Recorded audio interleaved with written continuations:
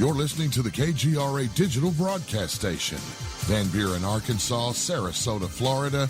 We are about to begin hour 2 of tonight's interview with the intrepid Grant Cameron on Phenomenon Radio Live with John Burroughs and Linda Moulton Howe. But first, it's time for the news brought to you by earthfiles.com. Here's Linda Moulton Howe. A year ago, throughout the month of January 2015, loud, mysterious booms and strange metallic sounds were reported to emergency authorities and media in 15 states in 30 days. Now, a year later, in January 2016, again, more mysterious booms are being reported in Pennsylvania, Oklahoma, Florida, New Jersey, Kansas, and even coming from parts of Europe. On January 16th, Michelle Sprout in South Wichita, Kansas, told a local television crew that, quote, "It sounded like either a tree had come through the roof or someone had run into my house," close quote. In Fair Lawn, New Jersey, the day before, on January 15th to January 16th, Danielle McManus told the local CBS affiliate that loud booms could be heard between 6 p.m. and 2 a.m. Eastern by hundreds of people. Quote, "It almost sounds like a cannon, so deep and just like echoey," close quote. Fair Lawn, New Jersey police have received other loud metallic boom reports throughout the week, and no authority has any explanation. And there's more news on the strange KIC star that has been brightening and dimming. It was back in October 2015 that there was breaking news about star KIC 846-2852 that is 1,480 light years from Earth, but has shown puzzling changes in its light to the Kepler Space Telescope and Planet Hunters project. Normally, a planet orbiting a distant star will cause the star's light to dim only about 1% as seen from Earth. But KIC has had a series of dimmings, up as much as 22% of its light dimming. The implication is that something gigantic is periodically coming between KIC and Earth. Speculation even includes a massive megastructure built by an alien intelligence to harvest energy from that star. Well, on January 13th, 2016, Bradley Schaefer, PhD and professor of physics and astronomy at Louisiana State University, reported in Cornell University's arxiv.org web journal that he has now found in archival Harvard photographic plates taken between 1890 and 1989 the same strange dimming and brightening of KIC, including as much as the dramatic 20% dimming, and this happened several times in that 100 years of records. That means the phenomena cannot be explained as cometary debris, but it must be a persistent and evolving process. That has provoked further speculation that the mystery objects erratically blocking the star's light might be an alien megastructure, perhaps constructed to harvest energy from that sun. Stay tuned to Earth Files news updates on KGRA Radio and earthfiles.com for more on breaking stories about our universe, the solar system, and the planet we live on. And that's the news brought to you by earthfiles.com. And now back to Phenomenon Radio. Here's Linda Moulton Howe. Grant, given the political complexities of what was happening in the 1990s by President Bill Clinton and Hillary Clinton and Lawrence Rockefeller and all of those pressures trying in their own way to get out the truth about the UFO phenomena, how would you take that past and bring it up to December of 2015 to explain Hillary Clinton's comments to Damon Steer, the reporter at the Conway Daily Sun, in which he even implied that we might even have aliens in the past? I think it's extremely significant what Hillary's saying. Based upon what I've seen from the 1990s, I was told, I was lecturing at Eureka Springs, I was told by a woman who claimed to be the sister of the person who owned the barbecue restaurant where the Clintons used to hang out in Hot Springs, Arkansas when they were young, said either Hillary and Bill had a sighting or someone very close. That's why they're so interested in UFOs. So they've always been interested in UFOs. And I knew even before Hillary made the statement that something was up. And I always say the key is John Podesta. You don't watch Hillary the puppet, you watch the puppet master. That John Podesta has over the years, time and time again, come out and pushed the issue. Because John Podesta is not just a guy who's interested in X-Files and UFOs. He's a guy who believes in open government, and he honestly believes in open government. It's his main focus. He talks about what Jimmy Carter talked about. The sunshine is the best disinfectant. We need this out, that you cannot, as he's a Madison guy, you cannot govern the people unless the people have the information that they need to know what's going on. So he's been pushing this. 2002, he came to the Sci-Fi News Conference. He said, we should do it. The people can handle it, and it's the law. This is critically important. Now, as you mentioned in your intro, at one point he tells a woman, nice interview with Hillary, next time ask her about the aliens. So even before Hillary made this statement to Damon Steer, I knew something was up. And I said, this is significant because John Podesta is the campaign manager for Hillary Clinton. And I know from watching all the campaigns for various presidents that the campaign manager, everything, I mean, going to the bathroom, they poll. I mean, they poll everything. Everything is, what do the swing voters want? How do we do this? How do we not, blow this up? It's $1 billion campaign. So when John Podesta is making these comments to reporters, sort of indicating, I want you to ask Hillary about the aliens, it indicates that it must be polling well, that there must be some advantage to bringing it up, and that it's safe now to do, and that he's going to push this issue, even though it's in 2008, it was seen as a toxic issue in the presidential election when Kucinich got tagged with the UFO thing. So before Hillary actually made the statement, I knew something was up. I knew that something was going to happen, and that Hillary had an answer, that sooner or later someone was going to ask her. She was prepared to give the answer. So I'm sorry. Go ahead, finish. I'm sorry. Yeah. Well, so when Damon Steer asked her, I was not surprised at all that she made this comment. And it's important in two respects. Linda, you've already mentioned the one, that for the first time, a high-level official has talked about the fact that they actually may be here. The whole scientific debate, and this comes into this time and space thing, that the Rendlesham guys got experienced, was that the main objection by scientists to the UFO phenomena is the time-space argument. You can't get here from there because of time and space restraints. You can't do it. We can't bypass the speed of light and all this kind of stuff. So you have this situation where Hillary actually steps over the line, and she does as Bill does, or other people have talked about it. Oh, I think there may be life in outer space. I believe, this kind of stuff. She actually says they may be here, which was extremely significant. And the other thing that she made was significant was that I had, just before it happened, I had actually given away all the documents. I had given away to another researcher the Rockefeller Initiative, the original documents that I got, all the FOIAs, the Area 51 FOIA that I got from the Clinton administration, all this kind of stuff, because I came to the opinion that the president knows what's going on, but the president's never going to tell you what's going on. And I had sort of gotten frustrated, so I'd given all this material. And when I heard Hillary make this statement that she had made already to Damon Steer in 2007, she said, do you know that the most requested item that was requested at the Clinton Library was UFOs? I suddenly realized that they're paying attention, that they are actually watching what's going on, because those were my FOIAs. And I thought, holy cow, I'd sort of gotten depressed, and I had sort of given up that anybody was paying attention. And suddenly I realized that the First Lady actually was watching what's going on, and she knew this. So you get this situation where from time to time, there's been a couple of times when the actual executive office of the president has been on my website.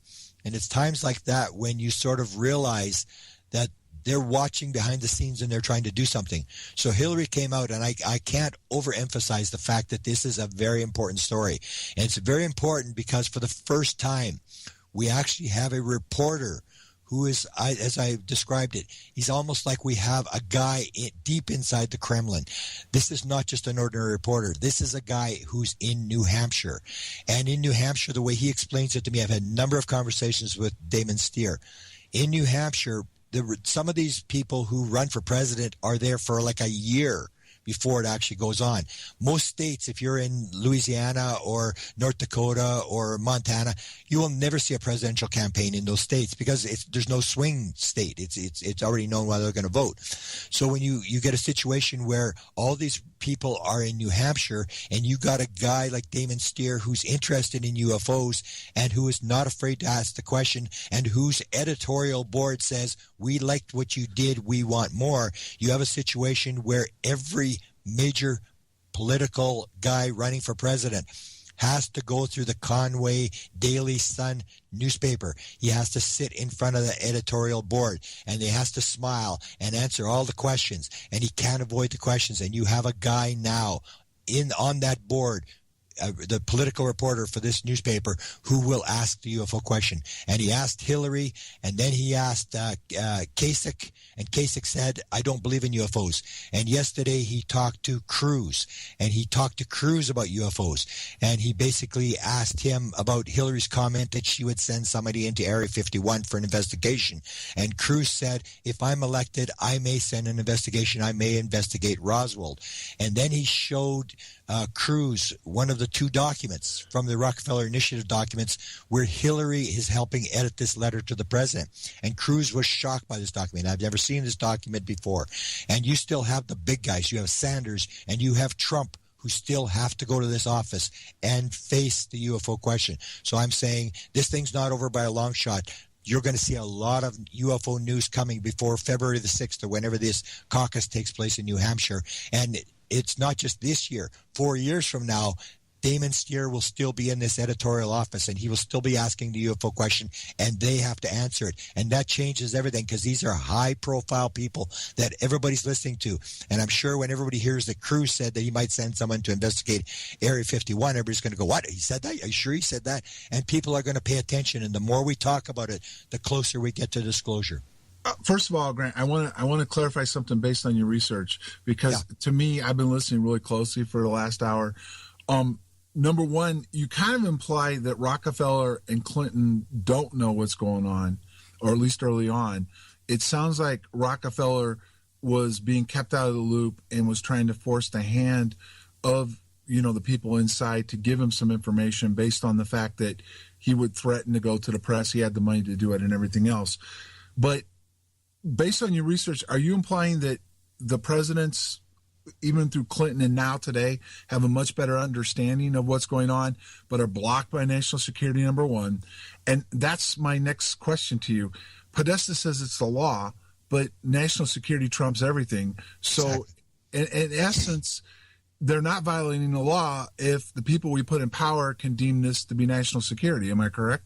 Correct. I've changed my opinion. I've worked on the presidents for 30 years. I used to say, like everybody, based upon Bill Clinton's statement to Sarah McClendon, Sarah, there's a government inside the government and I don't control it.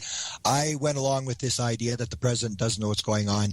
Absolutely do not believe that anymore. I believe the president knows exactly what's going on. He is I point out four things. He is the head of state. If you're dealing with a foreign power, aliens, you can't. The only person that can negotiate with them, sign treaties and negotiate with them, is the head of state. That's the president. So you can't have a GS-13 guy doing some negotiation or interacting with a foreign power.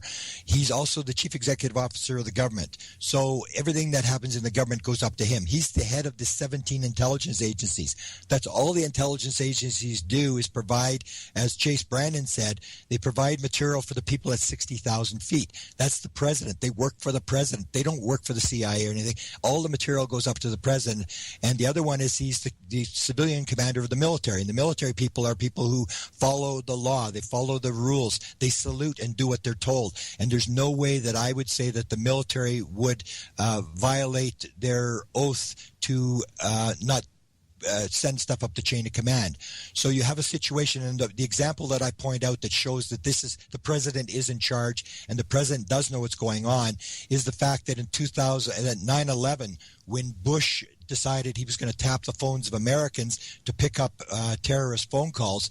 The Attorney General resigned, the FBI director resigned, 12 people in the Justice Department resigned, and they said, we don't care what the president says, we're resigning because this is illegal. And I say there have been 7 Democratic administrations and 6 Republican administrations that have handled the UFO situation, and they've all done exactly the same thing, which comes to the security element. When the president is briefed in November after he gets elected, 2 weeks after he gets elected, he gets the intelligence briefing. When they come in to give him the intelligence briefing, which may involve the UFO stuff, he signs the security oath before he gets the briefing. And the president is the last guy that's going to break security. So I believe the president knows what's going on.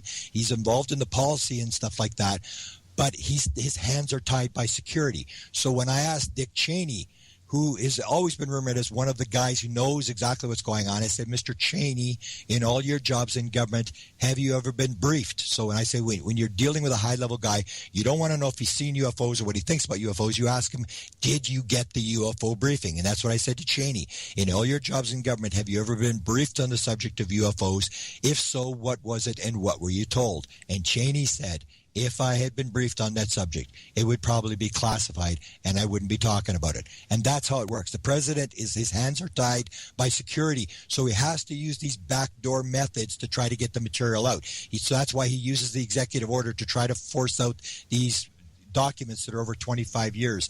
That's why Jimmy Carter sent his press secretary to the FBI to force the FBI to reveal how they were doing UFO. He sent people to the CIA because there was an FOA, and the girl that was in the CIA actually breaks down crying because she's under so much pressure because the CIA people are playing these games with the documents, and she's under pressure from the White House to get these documents out. The president can't say, I know what's going on, this is what I'm doing, but he'll use backdoor methods to try to force it out, and that's what was happening with the Rockefeller Initiative. So when they slammed the door on President Clinton on the 2 Roswell reports, he can't do anything more. He can't come out and say, I know what's going on.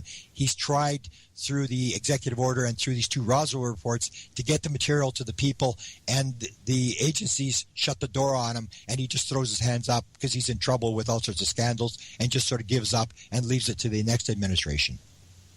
So what do you think could happen now if today, in the getting toward the end of January and close to the first primaries, that Hillary Clinton has talked with the Conway Daily Sun, and now the same reporter, Damon Steer, has talked with Cruz, who's saying that he might do an investigation of Area 51. What could these primaries and this reporter and these questions of candidates that are now willing to even say they would look into UFOs in Area 51, what pressure could that bring on Barack Obama and the current administration? Well, I believe, again, Brock has made a number of statements that indicate he knows what's going on. 2012 in Roswell, he said, he talks about the question that's asked to him most is, what's the deal with Roswell? Is it for real? And he said, we'll keep our secrets here.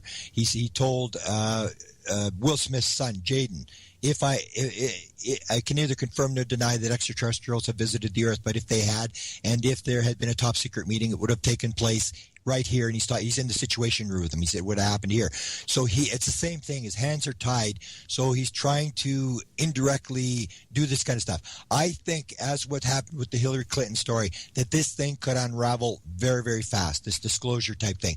Because what happened is Damon Steer told me, when he wrote the article, he had to go to another meeting. He quickly handed the article and took off for another meeting. He said he knew something might happen, but he didn't realize it would go viral the way it did. There was all over the world. It was everybody and people, media phoning him and stuff like that.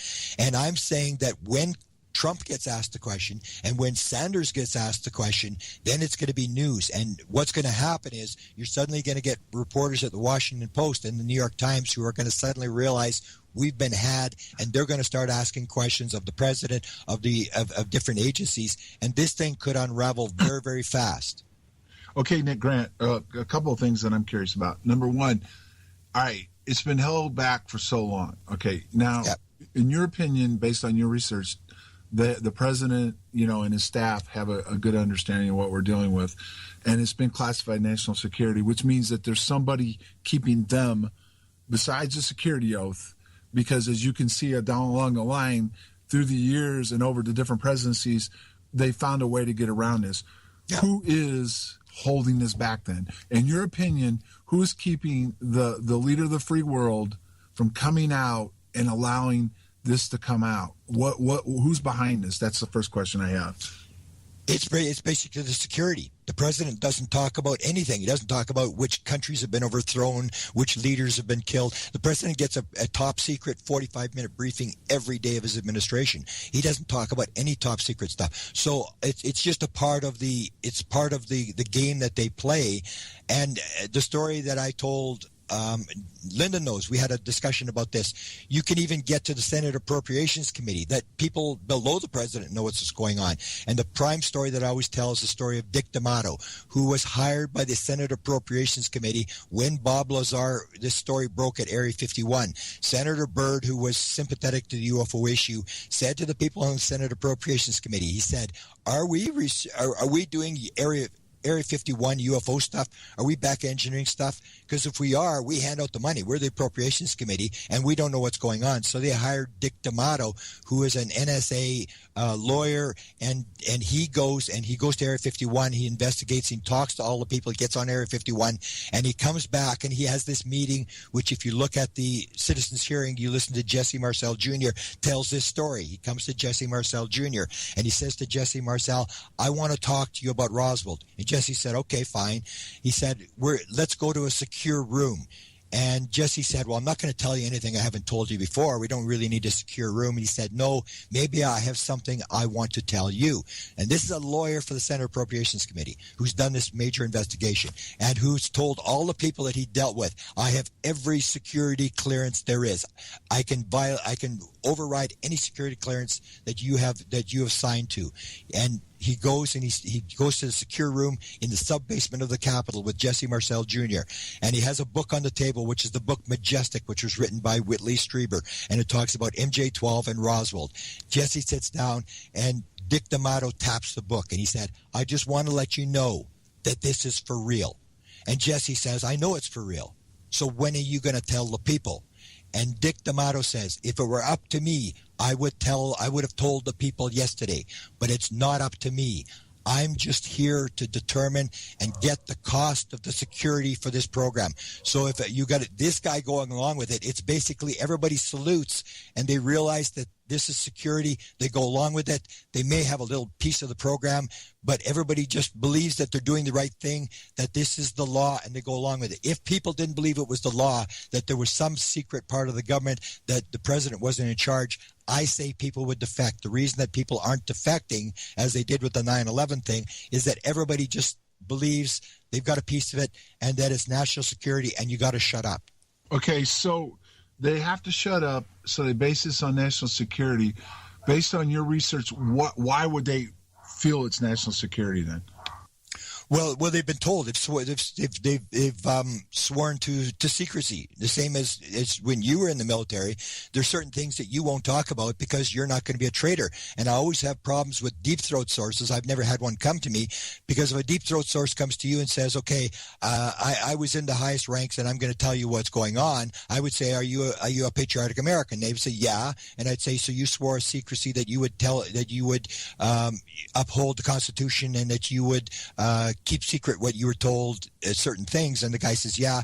And then, well, if you violated that, you lied to your own government, why would you tell me the truth? The thing is, people will just basically salute and do what they're told. So the president knows the thing, but they're trying to find a way. I was told indirectly in the last couple of months from somebody who has a connection to Barack Obama that they are in the background and they are trying to figure a way to get this thing out. But they don't want, as I was told, they don't want the government's fingerprints on it. They want to find some way to get this out where it breaks, where they aren't sort of held responsible for it. They are in a very difficult position. I say that they are in a position where they got stuck with this thing and they realize all the things that could go south if this thing gets released. And it's sort of like it's almost like the economy. You can just keep kicking it down the road and hope that it'll sort of go away, that you really don't want to deal with it. and so that you can tell the president, okay, let's drill another oil well. There's only 5% unemployment. It's not the end of the world. The longer you delay this thing, the more information we're going to have. And the president just goes along with this, and everybody just sort of goes along with it. But nobody's going to violate their security oath if you know, the same as they don't violate their security oath on 101 other secrets that they have. Right, but we're getting ready to go to a break, but when we come out of the break, this is what I'd like maybe you to explain. I mean, it's clear they made it national security, okay, that these guys are held up by their oaths and stuff. But what is these intelligence agencies, what is the reasoning they're considering is what I kind of like to go with you, have you go with your research. Why would they consider this so vital that they would classify this and not even allow any of it to come out to this day overall? I mean, there's got to be something behind there that they firmly believe. There is, yes. That is the reason why they can get away with this, and that's what I'd like to hear when we come out of a break. So we're due for a break, and when we come back, I'd like to hear your what you've done in your research behind that. To find out the latest on Phenomenon Radio, log on to the website at phenomenonradio.com. For the latest in science, the environment, and real X-Files, visit the award-winning website earthfiles.com with over 2,000 in-depth reports that go way beyond the 6 o'clock news. That's earthfiles.com. We'll be right back with the final segment of tonight's program on the best choice for alternative talk radio on the planet, KGRAradio.com. Stay right there.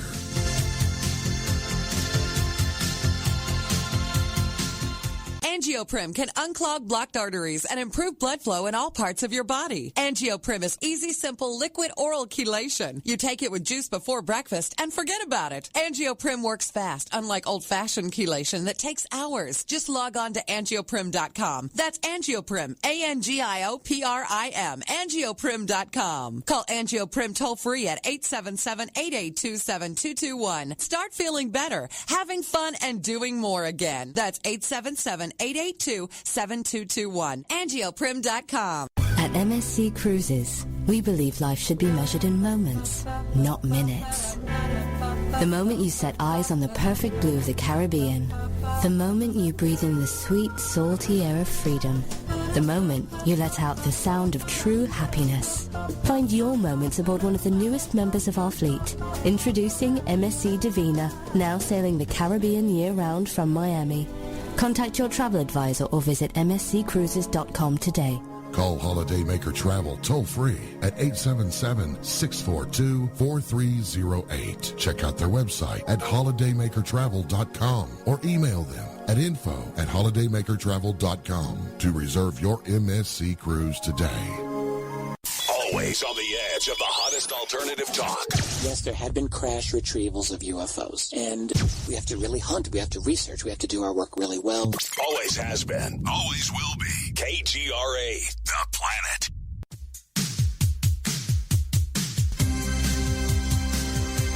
Folks, thanks for staying with us and welcome back to the program. I want to remind you can follow us on Facebook and Twitter.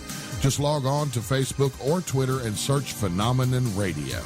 We've reached the final segment of the program with tonight's very special guest, Grant Cameron. And to kick off this final segment, here's John Burroughs. Grant, when we went to break, my question to you was this. It's been held back. The president and the cabinet or whatever have had this held back as far as being able to talk about it. I kind of gleaned from what you said, most of them, or at least the president level, has an idea of what we're dealing with, and some of them would like to get this out, but it's being held back by the intelligence agencies or somewhat inside the intelligence agencies. And my question to you was, A, why? What is the reason the intelligence agencies are using this? I understand that when you sign a document that you can't talk about it, you can be, brought up on charges, but they have to be justifying this to the president and the people they're asking. And then number two, a follow-up after that is, why have things changed now? Why, just because of the American opinion and we're more on social media, why would all of a sudden, after you explain why the justification you're using, should we believe that somebody new that would be elected was going to be able to do anything more than the last person who hasn't been able to? Okay. First of all, as to why the president and all these people would go along with it. I wrote an article. It's on my website. It's called The Reasons the Government Has Decided Not to Tell You the Truth. It used to be called The 64 Reasons. And I go through all these different scenarios as to why they would go along with this, why the intelligence agencies have told the president you have to keep this secret. I think the number one thing has to do with the technology. It has to do with what's called lead time in weapons. That during World War II, as an example, we had the atomic bomb. We dropped the atomic bomb on Japan, and the Japanese go to the emperor and they say, they're dropping this atomic bomb on us, and what do we got to do? And the emperor says, okay, let's build a bomb and we'll drop it on them. And he says to them, okay, how long is it going to take us to build the bomb? And they say, 8 or 10 years. Well, you haven't got 8 or 10 years. And that's the key thing in weapons development is lead time. How far are you ahead of your opposition if you have to use a secret weapon? And you try to keep it secret that you're not working on it. So you have a situation where you don't want to put your cards on the table. You want somebody else to put your cards on the table before you do. And Scott Jones tells the story. The guy who went in to do the briefing for the president, the science advisor, he worked for Claiborne Pell and the senator. And his job was to run around to different countries in the world. And he was into paranormal phenomena and stuff. And he would write this daily report to the senator. And he went to the Chinese, and he said to the Chinese at the highest level, he said to them, why don't you guys disclose? And they said, when the Americans disclose, we'll be a close second. And so they want the Americans to put their cards down, and the Americans want everybody else to put their cards down, because what you want is you're missing part of the thing. They don't have all the answers. There's a big consciousness aspect, how they fly the ship. They fly the ship with the mind. There's all this kind of stuff which I don't think they understand. So when you're telling the president, we have these aspects, and I say to people who are pushing for disclosure, I say, do you really want to give this stuff to Al-Qaeda or to ISIL or to North Korea? Because you can see right now with North Korea that eventually, if this technology can be used for bad purposes, eventually North Korea will buy it from Russia or China or somebody will sell it to them. So it's that aspect of all the things that can go wrong that the intelligence agencies will say to the president, let's delay this. It's not that they're saying they don't want it out. And so you're forced in a situation where John Podesta says it's the law, and they sort of want it out. And that's when I was told that they want this out, but they don't want the government fingerprints. They want experiencers and other people to sort of bring this out.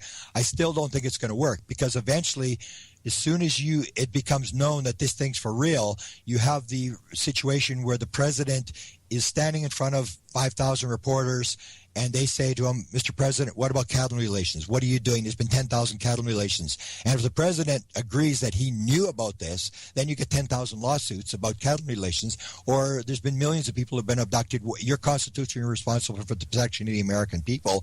What are you doing to stop these abductions? The president really doesn't know. He can't stop all this. And so the president is in a situation where you don't want to put the president in front of the American people where he doesn't have the answers to various questions that are involved. He knows certain aspects of it, but you don't want him put in front of the people where he's going, because what's going to happen is if you suddenly get a meltdown of the stock market, you have to assure the people you have it under control before you open the stock market again. And they don't have it under control. The aliens are running the show. So the president's in this dilemma where it's the law. He's trying to sort of indirectly release this stuff. And I actually wrote a book called UFOs, Area 51, and Government Informants, where I go through a number of scenarios where they actually leaked material into the UFO community. The Area 51 story, for example, was a leak. It had been shown on a documentary that was funded, I believe, by Ronald Reagan in October of 1988, long before Lazar ever went on there. And in this, the screenshot where they show this scenario of how the chain of command from the president on down, they show Area 51. This was long before anybody ever got to Area 51. So they're indirectly leaking stuff. They want you to know that there's been back engineering, there's been flying saucers, all this sort of stuff. But it's that classified aspect of the weapons and all this kind of stuff where you don't want to put your stuff on the table, because when you put your stuff on the table, you may give the Russians the 20% they need. Now they have the whole story, and you've only got 80%, and then they've got the weapons. Bob Bigelow came on George Knapp's show a couple years ago, and part of the interview, he went in and says, confirmation trumps disclosure, basically. And what he was trying to say is, we need to confirm that we're not alone. which is, to me, the more you talk today, they're trying to do that. But then the people have to accept that is that we're not alone, that there's something going on, but we're not going to go into the nuts and bolts of it for different reasons, to include, like you said, giving our hand to the Russians giving it to us and all that, and the weapons behind it. So in some ways that they want to be able to try to get to do this, and having him do that consistently, he is in the space program, and what he's doing is they're trying to tell everybody, listen, folks, I think most people understand we're probably not alone, and here's kind of the proof in the documents, but you got to stop there for right now because we can't open up Pandora's box. What is changing, just picking up on what John just asked, what is changing right now in January of 2016 that there would be all of what appears to be pressure through the New Hampshire newspaper, Hillary, Cruz, these questions that seems like something is trying to push its way out no matter what the consequences? I think a big player is John Podesta. John Podesta is the most powerful Democrat. He started the big Democratic think tank, the Center for American Progress. He's the smartest guy in the room, and he's very, very powerful. And I think it's John Podesta who's basically pushing this, because when he talks about this tweet, he basically indicates that he and Barack talked about it in 2014, and I still can't. My biggest disappointment, I'm still not able to get it out. So they have the discussion. They say, is there a way that we can declassify this stuff? And the president goes, no, we're still, our hands are tied. So Podesta leaves the administration, and he puts out this tweet because he's told the Washington Post, he said, I know people are filing FOIs on me, and that's me. I'm watching everything he does. So he's basically putting on the record saying, I tried to get it out, I couldn't get it out. They are in a dilemma because Stan Freeman has made this argument that you can let it out and say we're not going to talk anymore about this kind of stuff. It's not going to happen. There's going to be like bedlam. There's going to be all sorts of questions asked, and even just to identify where certain research is going on will set the Russians and the Chinese to start to watch that area. Where are we doing the UFO research? What cities is it being done in? This sort of stuff. And you mentioned Bigelow. When he did that interview, I had just been interviewed by George Knapp, and that's why George Knapp asked him the question, because I came out with this scenario that the government is declassifying stuff. And he asked Bigelow, he said, do you think the government is actually releasing stuff? And he said yes. And he talked about proprietary information that we in the business community, we paid money. So the business community can hold it back. They can say, this is proprietary, we spent this type of stuff, and we're not going to release the rest of it. The government is in a bit of a different dilemma in that the taxpayers have paid for this sort of stuff. I as much as I've heard from behind the scenes that they are going to try to push this thing out, get somebody outside the government to force this issue out, I still think they're in a lot of trouble once it comes out, because you cannot stop the declassified stuff, the classified stuff from being exposed once it becomes known that the government's been lying for 70 years. So here we go. We've got this dilemma. You've got the Hillary Clinton and Podesta working their magic. They're trying to try to get more out. Well, I should clarify. I don't think Hillary is. Hillary is doing what she's told to do. I think if Hillary gets in, she will do absolutely nothing. So let's put that on the record. Hillary is she's trying to get elected. And that's what elections are about. They're not about trying to save the world. It's about going in there and pretending that you're the Messiah or you're Santa Claus and get people. I'm going to give you 13 million jobs. I'm going to give you free education, free health care. And everybody decides they're going to elect you. You get in, and then you try to see what you can do. But you can't.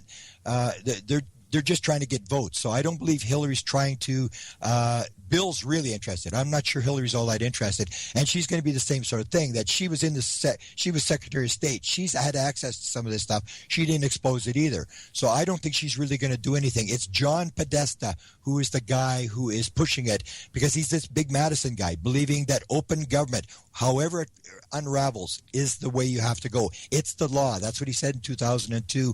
And he's the one that's willing to push this issue out. I'm not sure Hillary is really that interested in it. So kind of what you're implying, I'm just trying to get this straight, is that there are certain people that would like more to come out. Yeah. That Hillary herself, even though she made a comment, I guess that she said that we may have been visited, which, interesting enough, Edgar Mitchell said the same thing on a radio interview he did a few years ago. But the interesting thing about that one is that he said there's probably life on other planets, yet that hasn't gotten here, but we have been visited, which I've never been able to get to the bottom of that one. Yeah. So at the end of the day, all these guys are just basically pushing for votes, knowing that ultimately when they get into the power, they're going to sign these disclosure paperwork, and they're just going to have their hands tied no differently than anyone else. So ultimately, what is going to be, like as you just said, you think things are getting maybe going to get out of control. What's going to push that over the top then if the person who gets elected is not going to do anything more other than make promises just like they did before?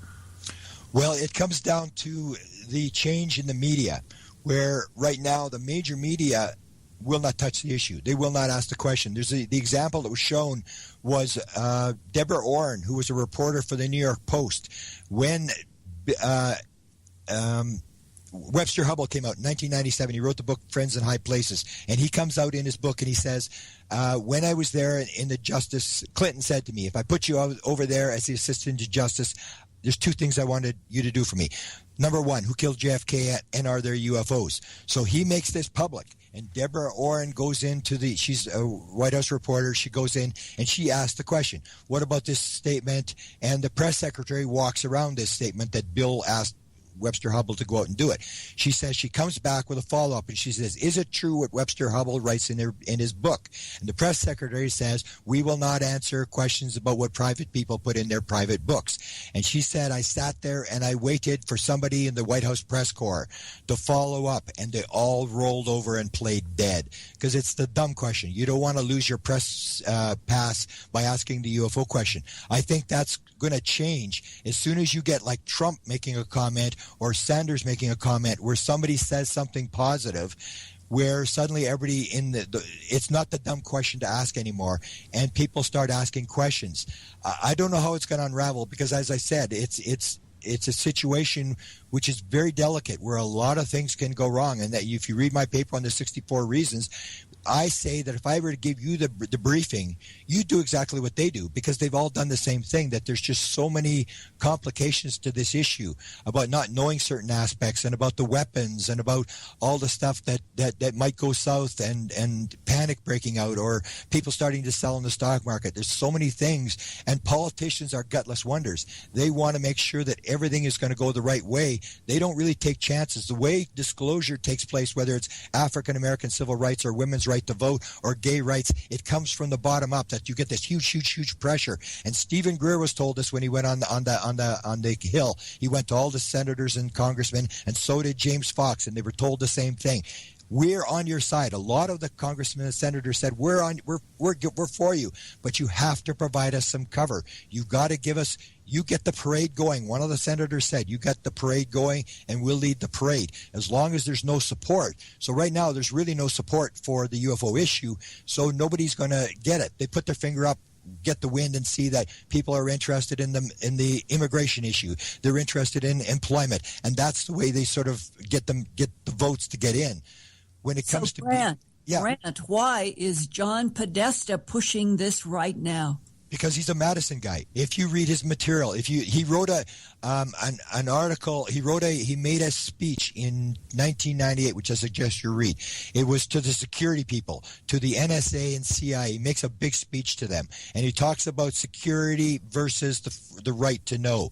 He is a guy who believes absolutely firmly, despite anything, that the people need to know what's going on, that you can't run a government when the people don't know what's going on. He believes that sunshine is the best disinfectant. He believes it is the law, and it looks like to me that he's ready to roll the dice on the UFO issue. He's polled it. He wouldn't have had Hillary talk about it unless he had polled it. And he thinks that the issue can go positive. And even if it does, Steve Bassett makes the same argument, that despite whatever bad scenario there is behind the scenes that they're going to have to reveal, you're going to have to eventually reveal it, so you might as well reveal it now and start to deal with it. That openness is the ultimate thing. It's the law. It's what we should do, and forget about all the things of trying to procrastinate and find reasons not to do it. We should do it because it's the law, and the people should know what's going on. They're paying the bill. And that's what I say. Podesta's the guy behind us. He's the guy that's pushing it, and he's the most powerful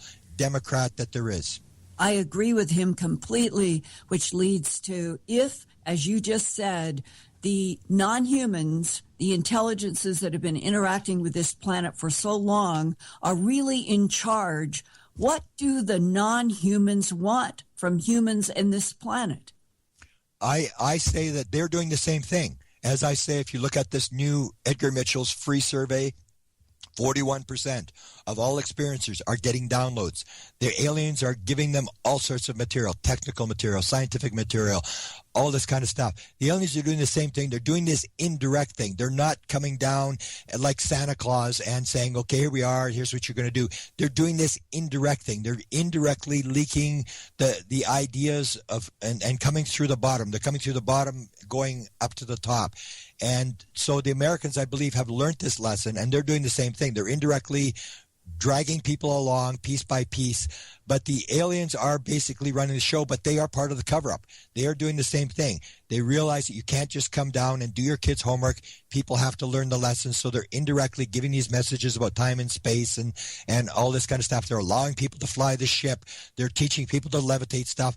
They're doing all this stuff with psychic phenomena and stuff like that. And you can see the aliens are interacting, but as they told an experiencer, an abductee in 1967, we want you to know, but just a little bit. So this is a principle where you gradually release it. You can't shock the people with, okay, here's the whole story and drop it.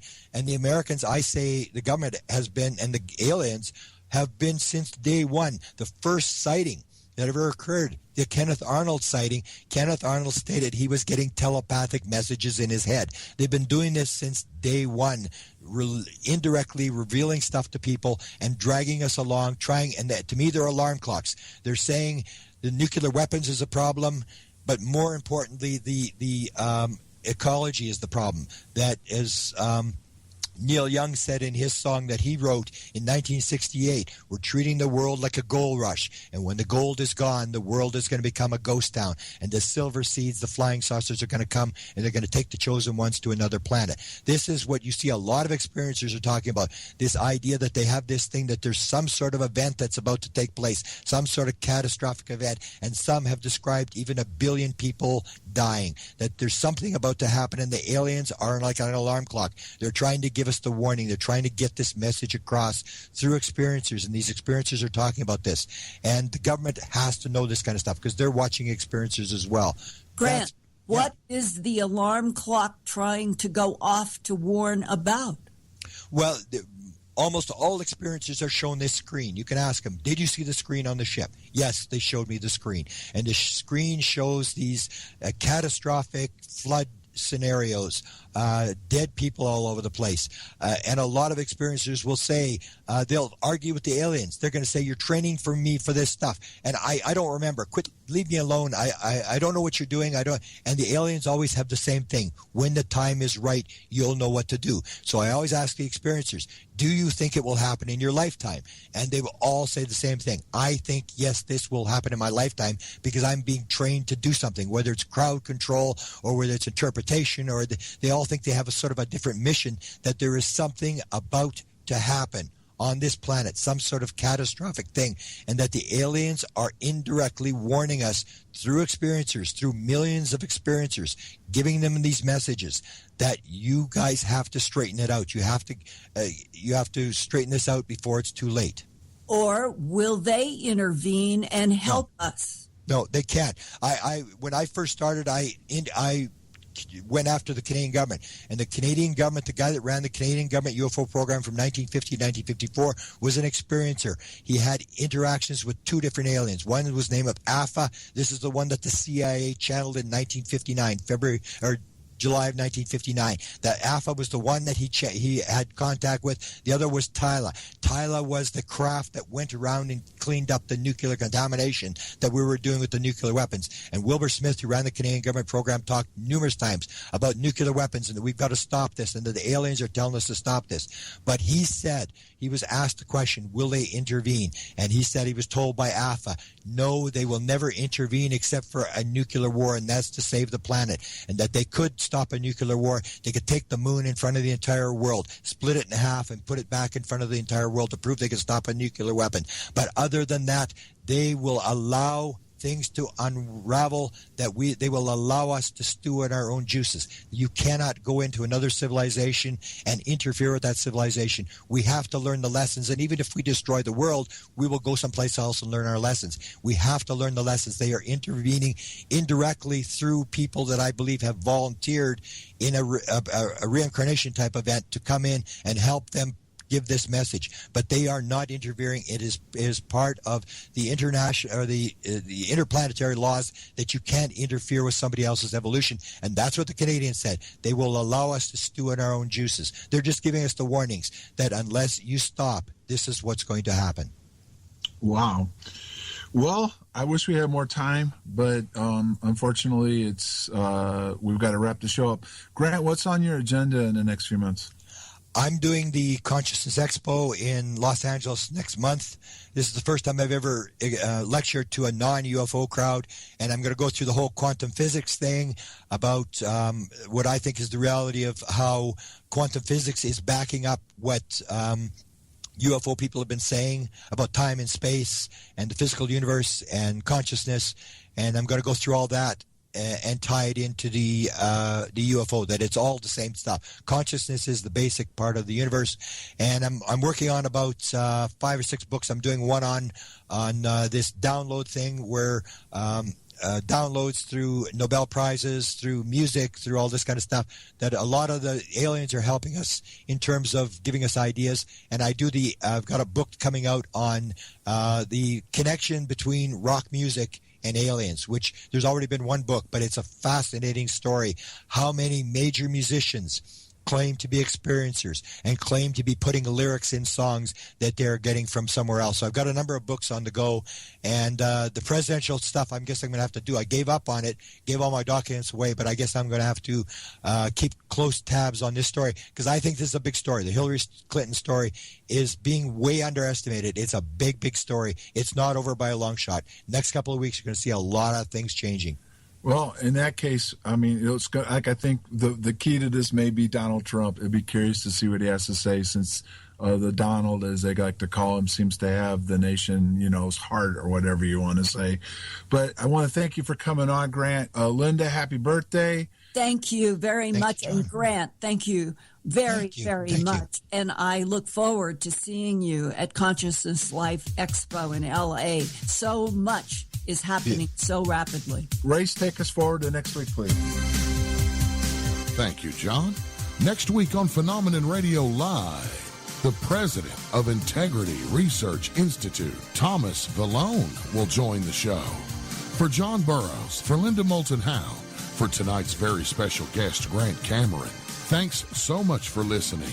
We're KGRAradio.com, the planet.